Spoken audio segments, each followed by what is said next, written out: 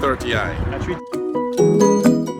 These lenses were very foggy, and of course the light was very dim.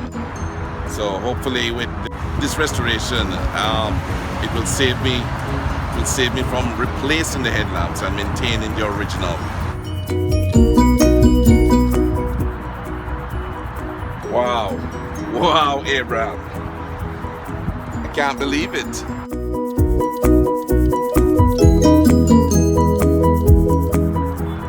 Now you have saved me quite a bit. I'm really surprised that the headlamps could actually come back to new. Thank you so much. My name is Sean, and I would recommend fixmyheadlight.com.